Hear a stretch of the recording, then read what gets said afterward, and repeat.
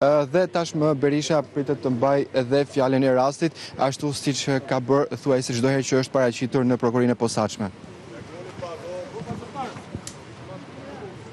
Të dashur qytetarë dhe qytetarë, këtu takova Altin Troplinin, i cili po pinte një kafe me Mek Gonigalin.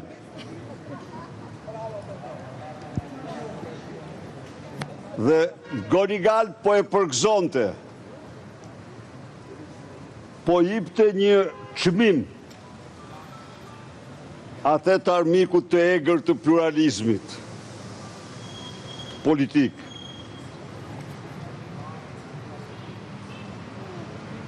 Në duar Mek Gonigal kishte dosjen e Arubës dhe urdhëronte që ta fshehësh paftyrësisht, si të ke fshehur gjithë këto vite, dhe bën që qytetarët shqiptar të mësojnë për një nga aktet më kriminale në historinë e një shteti, takimin në Arubat të qytetarëve, të qeveritarëve shqiptar. Bën që shqiptarët të mësojnë për Arubën nga prokuroria italiane, të mësojnë për Arubën nga gjykata belge,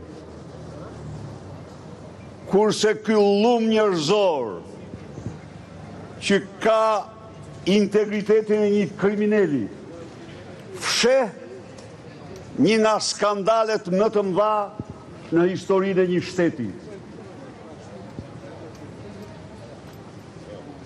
I them, natyrisht ky është një peng i parave të krimit që ka la dhe ka shtru në pronat e tij dhe nuk i justifikon. Por këto kisha për sot për Altin Troplinin.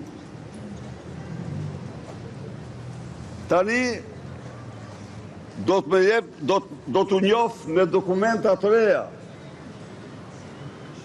Avokati i Irena Gjokës, Altin Troplini, që e mban me çdo kusht,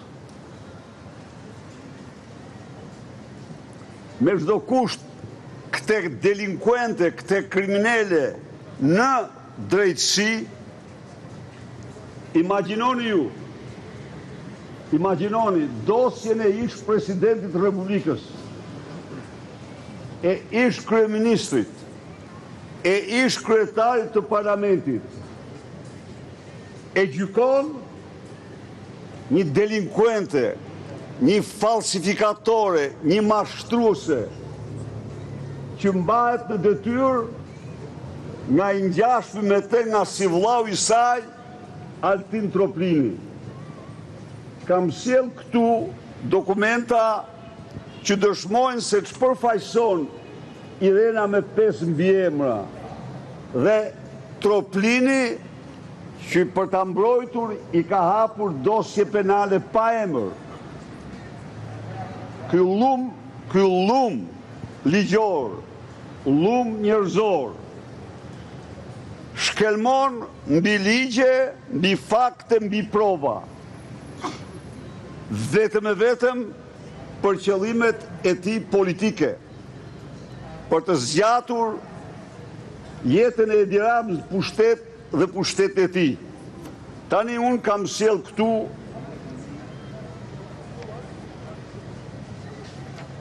do më fani një minutë se janë dokumenta të rëndësishme.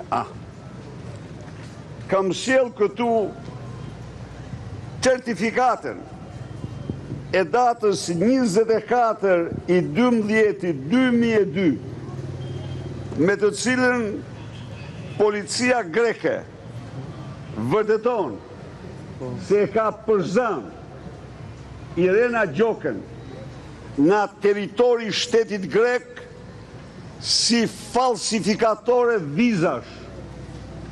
Pra, Irena Gjoka është futur në Greqi duke falsifikuar vizën. Këtu e keni greqisht dhe shqip. Kush po e jep, Klodiana, merret i një se... Po, jo, nuk kam, jo, një keq. Kush e do një tjetër, apo keni frikë ju tjetër ta merrni? Mirë, në rregull atë, mirë, thash se mos u... Nuk pas kam mjaftueshëm. Ja, 3 kam. Ja, urdhë një për ju është. Mirë. Ja, pas kam më shumë prit. Mbrapa kësaj, prisni, keni dy gjëra të rëndësishme. Mbrapa kësaj keni përkthimin në Shqip. Kjo është gjykatja që gjykon dosjen e ish presidentit, ish kryeministrit dhe ish kryetarit të parlamentit. Këta janë llumi fyet, po të përdorish fjalën llum. Ka të tillë në botë, mund të ndodhë ku më thoni ju mua. Sepse vetëm kjo peng, vetëm kjo delinkuente zbaton urdhra politik. Kanë këta një standard. Ja, ky është standardi i proprizimit. Tani kemi një tjetër dokument. Edhe më duket, merre po. Dhe më duket ja u dhash i shpërnda, i lutem. Ka një prokurë të posaçme ku me datën 24, po, i jep Andon Konomit, Irena Maneku, firma vetë, Stefan Gjoka, nuk ishin martuar akoma, Klodiana, më duket këtu, se i kanë mbiemra të ndryshëm. Prandaj kjo të ngatron me 5 mbiemra. Me 5 mbiemra, nuk e që i bon. Pra, i jep prokurën ku i thotë autorizoj avokatin të merret me çështjen e heqjes certifikatës expulso, praktikë e zakonshme për çdo qytetar që pëson ekspulsionin, që i nënshtrohet. Këto akte të Irenës me 5 mbiemra, edhe njerë them, llumi fyhet, po t'i quash këta, po t'i cilësosh të tilla. Edhe njerë them, pra, kjo me 5 mbiemra, ka fshehur ekspulsionin në dokumentin e dekriminalizimit, ka fshehur ekspulsionin në dokumentin e vetimut dhe mbrohet nga Altin Tropini, një mercenar, një peng i Edi Rams dhe jo vetëm Edi Rams, të themi. Pra, kush i keni ju më duket, kush mori vetëm ju më duket mori vetëm të mërë, se ajo se ka, tjerë të ka. Ju e shifni se cila është ftyra e vërtet e kreut të Spakut, ku natyrisht pa diskutim ka njerëz që duan zbatojnë ligjin, ka njerëz që duan qëndrojnë me integritet, por duke patur një drejtues të tillë që s'ka ligj as moral, një mercenar të vërtet, institucioni vetë kuptohet se si funksionon. Kurse, po, ky mercenar që mban në burg Ilir Metën pas janë dorëzuar të gjitha dosit e këto. Ky nxori si motrën e tij, si quhet, a dini kush ishte si motra e tij? Pajtime Fetahu. Pajtimeja, Pajtime Troplini apo Pajtime Dumani. Enzori tha se është i smur, ajo mund tjetë e smur dhe unë uroj shërim.